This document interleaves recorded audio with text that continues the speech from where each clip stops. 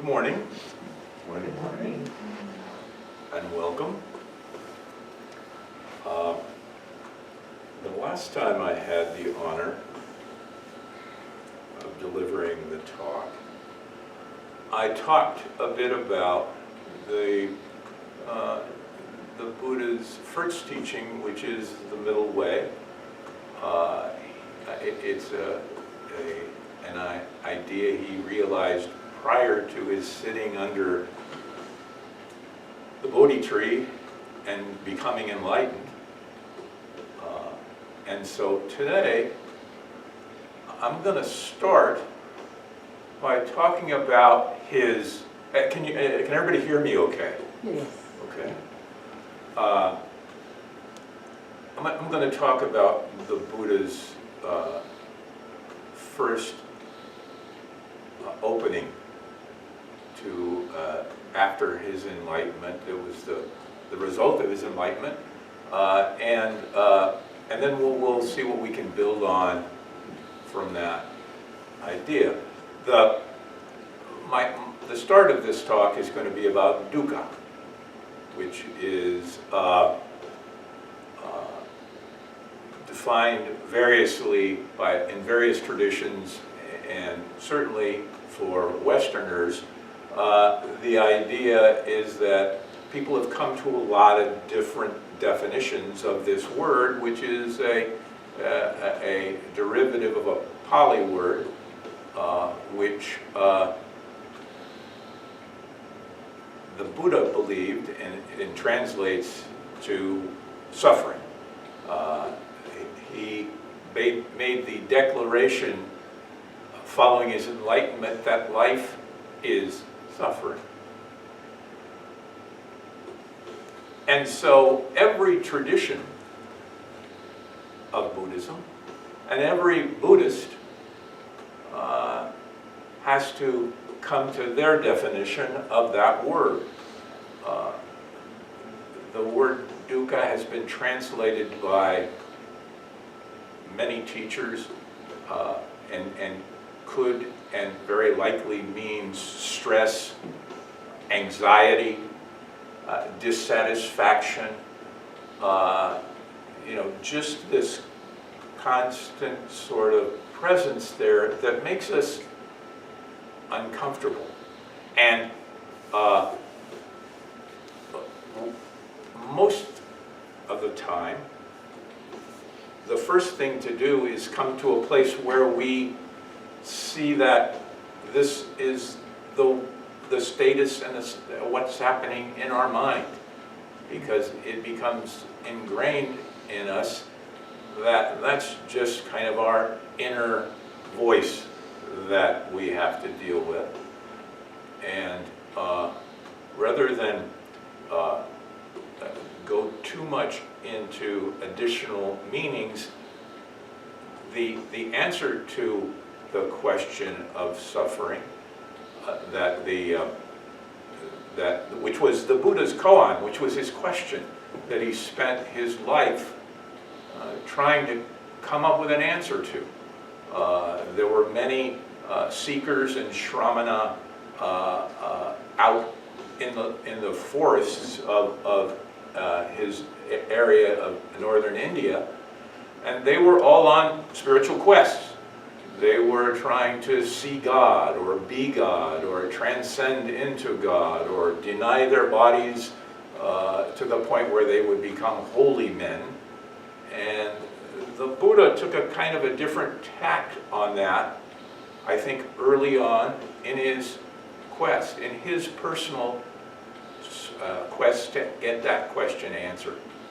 Why do human beings suffer, and what can we do about it? And the reason that I think that is an important thing to talk about now is I get the feeling from most people I talk to that there's a great recognition now that things have changed, and I don't know if that's perception or what it really is, but I think people are feeling more deeply that they are suffering. When we look at, since my ordination in December of 2019, all the things that have happened, the whole business of COVID and dealing with COVID, the difficulty that has all given us in our lives that were fairly well regimented, and we thought, well, this is, things aren't that bad, or it's all gonna work out, and we're able to do some things that help us get along, and then something happens, like some of these horrible shootings, and then additional things that are widespread and cause us to really focus in on that. So I think that the lesson in this is that the Buddhas went through incredible suffering during his time and in his life. The society was changing. There was new classes of individuals. The old Brahmanic teachings that he was raised with were changing in their relationship to others. There were less farmers and more city dwellers. There was a lot of turmoil going on at his time. And like I say, his question was, why do we suffer and what we can do about it? And his answer was, to start out, life is suffering, as I mentioned earlier. And in the West, I think we have a bit of we're resistant to that simple sort of an idea in a way. We tend to say, how can I be suffering? I have a very good life. And then, because we're a fairly affluent society, we look at other places around the world, and now that's really suffering, okay? That those people are really suffering in some foreign country where they're having trouble finding enough food, or they don't have any potable water, or there's a civil war going on around them, or some other thing, like the latest thing on our radar, this atrocity in Ukraine, where these poor people have had their lives utterly exploded since February 24th. So we have to figure out how to cope with not only these macro ideas of suffering, but there's the idea of suffering personally and individually. My suffering is different than your suffering. On a relative level, you've got your problems, I've got my problems. But in a universal, absolute idea of suffering, we're all suffering. It might not be the same suffering, but we're all having to experience this. And the Buddha, when he made this proclamation, he then was able to establish the cause of suffering. And the cause of suffering is tanha, is the word, and it is clinging to what's good, trying to avoid what's bad, our desire to make the present moment different than it actually presents itself to us. Just an aside, 2 weekends ago, I was going to come up here, and I drive a ways to come up here, and I've got a goofy little clown car that gets 55 miles per gallon. And I went out to it, I had my robes, I was ready to go, and I looked at it and I thought, oh, wait a minute, I got a flat tire. And my first thought was, oh man, I don't have enough time to change that and get up here this morning. But then I was able to kind of rethink what my reaction to this problem was, and thought, in a way, thank God that flat tire didn't happen in any of the 205-mile round trip I have to come up here. Because if it did, I've got a whole other world of suffering to deal with the tire. So I called Roshi and said, or I texted him and said, I'm just not going to be able to make it. But I think just changing the way we look at what is happening and trying to see into that and see it for what it really is, that you know, a flat tire is bad because I don't get to come up here, and I rely on being up here on Sundays. It's a big part of my life. And then thinking, but yeah, if that didn't present itself at that moment and presented itself 20 minutes off the side of the freeway somewhere, it would be a different sort of an approach that I would have to take. And that's how we work with suffering. We bring it up, and we then sometimes just dismiss it, but we need to look at it and look at why we're wanting the world to be different than it presents us now. And really look at if our initial reaction is really valid. Isn't there some other way into this moment that may help us to understand it a little better and take some sort of learning that will help us act in a way that works out a little better for everyone, and that helps us move on to the next element that's going to pop into our brain or happen in our world or whatever. It's this looking at the craving or the avoidance, and that helps us to, as the Buddha did, answer the question of why we suffer. And in addition to suffering exists, suffering is tied to tanha, which is craving. We can make suffering cease. We can stop the suffering. Nirodha is what that's called. And then there is the path that he prescribed for doing that every day, day in and day out, if we're able to. It gives us a target, it gives us a goal, it gives us a way at this big problem in life, the Eightfold Path. You know, it's a bit of a moral code, certainly, but the Eightfold Path tied to the precepts are what help us create happiness, when in our minds and in the world, there seems to be a bit of a big conspiracy about unhappiness. You know? So those are the Four Noble Truths. Suffering exists, suffering as a cause. Suffering can be solved, we can cause it to cease, and actually with the path, the Eightfold Path, we can turn it into happiness.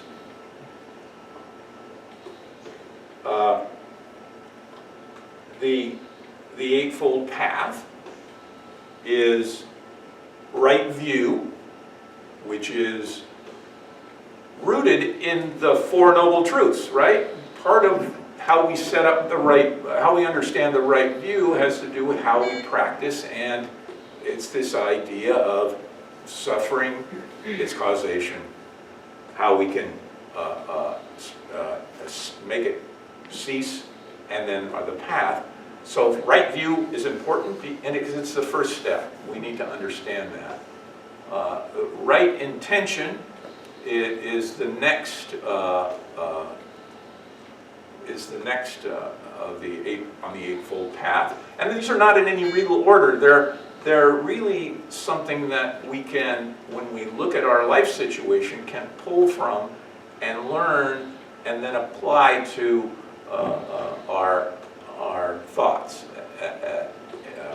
and our actions at the time. So right view, right intention. So the right intention, of course, is to eliminate suffering on a relative level, right? You and me and everyone else in the room here. And then at an absolute level, to see into our true nature. So if we can clear away all the cloudiness and all the dissatisfaction that creeps up in our life, we can have a moment where we see, hey, that's it. That's it. That cuts through. And that sort of intention is important to our practice. So the next thing is right speech. Right speech, a lot of these come out of the 5 precepts, right? Don't take life, don't steal, don't talk in ways that may cause others to suffer, don't become intoxicated, and don't commit adultery. And those things are for us to implement, because that gets us to things like right speech and right action, which are the additional eightfold path. Right view, right intention, right speech, right action. We're halfway there. And then, so the precepts, keeping the precepts, we're not doing it from some external reason or some external good in the future, or we're not adhering to the Eightfold Path for anything that comes tomorrow, that's anything in the future, because it's about, like much of Buddhism, right this moment. If we can grab this moment, which is really all we have. We don't have the past. The future isn't here yet. But if we can grab this moment, we have a chance to get happiness. So right view, right intention, right speech, right action, right speech, right action,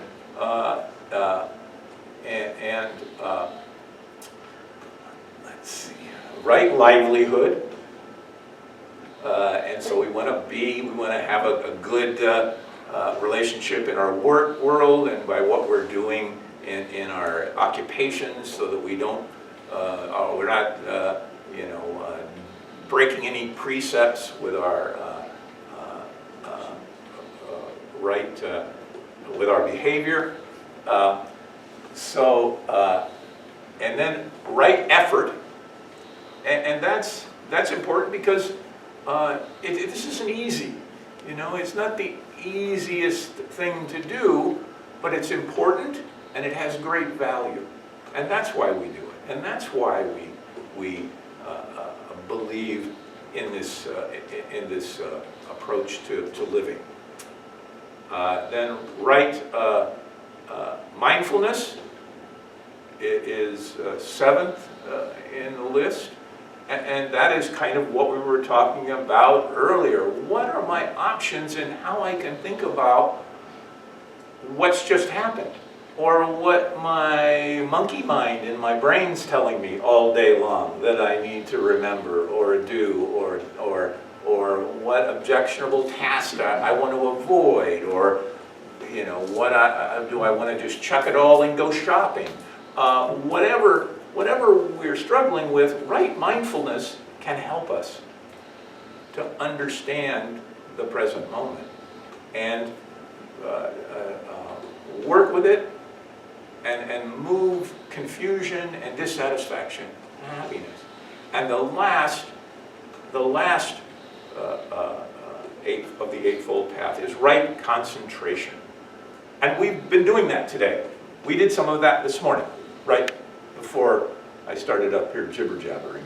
So it's meditation, and it's the importance of meditation and how that can help us and ground us in times of great stress and anxiety. If we miss a day sitting, that's fine. We just need to make sure we make an effort tomorrow to take a moment and sit and be still and calm and quiet, however we do it, and get a grip again on what's really happening in our lives. And the other great thing about right concentration is, in a way, I see them as working together with the idea of dukkha. When I said earlier, hey, we in the West, we got it so good that we really we can't really complain. I mean, suffering, come on, it's more, and then on the other hand, it seems to me when people say, well, Buddhism, okay, it's not about suffering, it's about being happy. And to me, those are both valid. I just personally think that if a guy has a lifelong quest and a koan and needs to come up with an answer to a problem, he's going to pick something big, and that's suffering. I'm working on my happiness. Well, okay. But the truth of the matter is, they're both really the same thing. They are important because we are important, and this moment is important for us to have and be happy in. The other thing that helps us, I think, in addition to meditation, is when the world's spinning and we're thinking, oh my gosh, this is just another news story. I'm the worst person in the world, because I start doom scrolling, as they say it, and that's what I need to work with. It's tough. It's been a very interesting and stressful year, because I retired from work and in the middle of these bits of craziness that are going on. So retirement is generally an opportunity that gives us a chance to look at our lives and how we're living it. But it's no different really than people who have to go up and go out and do their work during the day. It's still an important part of life. And the other thing that helps us cope with this, I think, a lot is the idea of the three jewels, right? The Buddha, his teachings, the Dharma, and the Sangha. When we look at our lives and are feeling anxiety and stress and just off kilter a little bit, those are three good sources for us to investigate by either, looking at the teachings of the Buddha, talking to other Buddhists or other individuals who can help you look at this issue of dealing with the present moment in a way that's useful and helpful.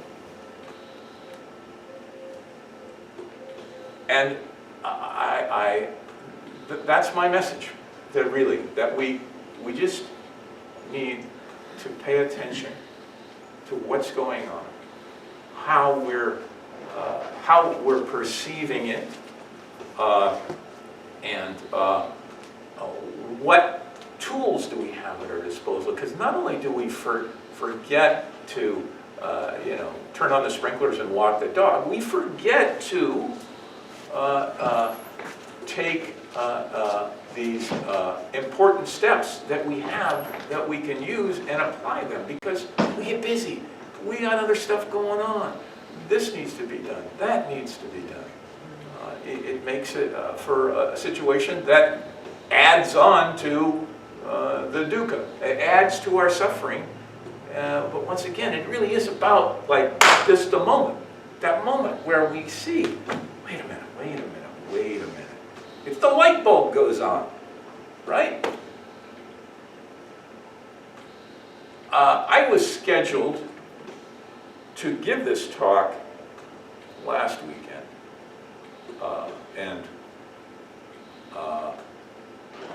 I don't know if you're lucky or unlucky because of what's happened with your life circumstances and my life circumstances sitting here right now.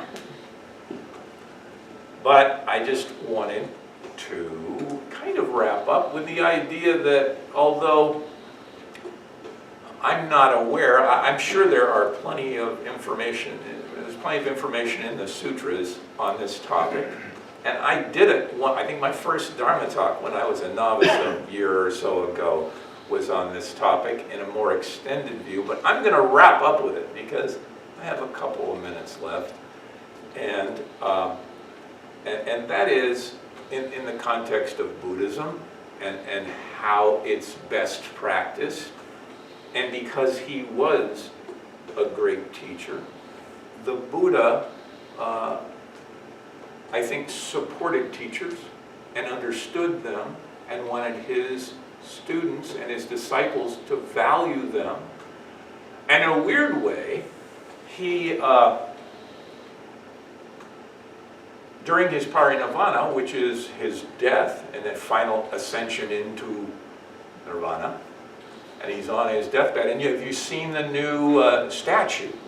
It's beautiful down here, just gorgeous. And that is the parinirvana scene, the reclining Buddha. And of course, all of his disciples were beside themselves. They were a mess. They were like, oh man, this looks like a real thing. It looks like the Buddha is deathly ill and he's going to pass away. And so they asked him, who are you going to leave in charge? Who's going to be the teacher? Who's going to tell us what to do? Who's going to help us? We're worried. We're very worried. And he simply said to them, you have my teachings. You can study them. Please take those teachings, apply them to your lives, and use the ones that are useful and have great utility, because that's what the Buddha was really about. He was a guy who wanted results, in this world, in this moment. So take my teachings, and together as a group, as a sangha, you'll be able to preach the dharma. You'll be able to tell others. You'll be able to get the message out, and your lives will be improved by those teachings. If you feel that they are improved by those teachings, and if something doesn't necessarily work for you, then just don't do it. And he said, and he encouraged them, each of the individuals, and he encourages us because he tells us that we are the teacher. That we need to have the capacity to teach, to be the teacher. Because in truth, my ordination certificate says Dharma teacher on it. Well, here's the truth. I did a little investigation. Anybody can be a Dharma teacher. Anybody. And the people I know in this room certainly fill those shoes or those sandals. But once again, like I say, I was going to give this last week, and there was a part of it that I thought, well, I'm going to do that. But the point is here is that last weekend was Roshi's 77th birthday. And you know how much I value him. And he is my perfect teacher, and as you know, a great teacher. He's got the three things that we need. And I'm going to wrap this back around, I think. I'll be able to do it. The first thing he has an extreme amount of detailed information and knowledge about Buddhism. And we need that. That's important.